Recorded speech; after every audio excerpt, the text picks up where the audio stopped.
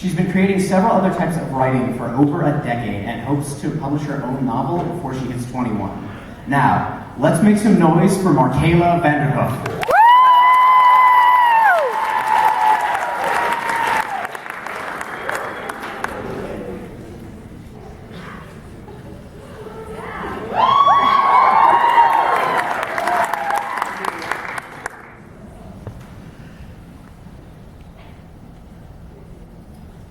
Look, I didn't mean to kill her.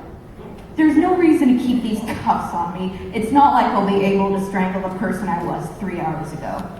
It doesn't work like that, officer. Sure, I'll tell you all about it.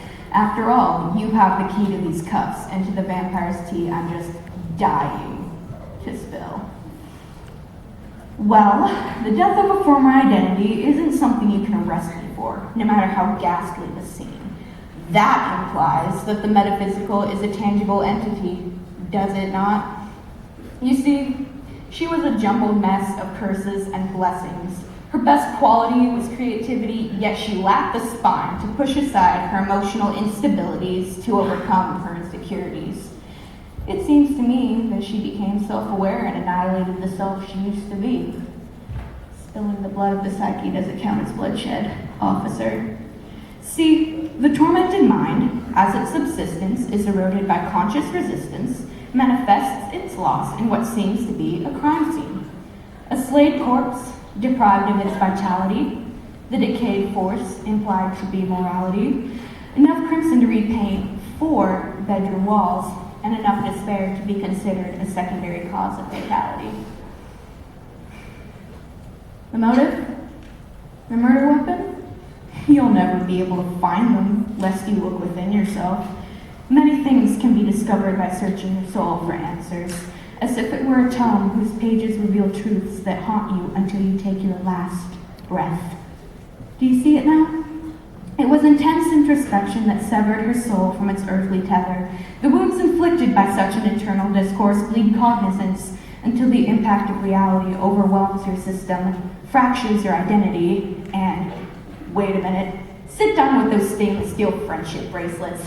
Don't get ahead of yourself, officer. This isn't a confession. Intelligence does not the murderess make. Knowledge of the otherworld is not to be considered a concession. Coincidence is not justification to burn me at the stake. See, the sudden revelation split her spirit, her psyche, and her celestial essence into fragments. Her very soul lies scattered within the chrysalis that is the crime scene. I know because she and I are two sides of the same coin. I delved too deeply into myself as I tried to fix my flaws, and they retaliated against me, throwing my soul, cradled in crimson and shattered in shards, onto the floor. Officer, I gotta be straight with you here. I chose this fate. You can't metamorphosize into the person you desire to be without dissolving yourself into sentient slime within a cocoon of your vices. Only you can give yourself wings of untethered potential to soar. Luckily for you and me, the solution to this situation is simplistic. All I must do is open my third eye, gaze into the cosmos, and let the energy of the otherworldly resurrect my soul from the torment of its transformation, so that as I envision it, it shall be. A living being, full of vitality, the renewed force that once was mortality. Not a hint of crimson on my bedroom walls, and enough tranquility to erase any trace of fatality. I must meditate until the chaos and calamity coalesce and still, so that I may finally be at peace. After all this, I think I'm free to go. Wouldn't you say, officer?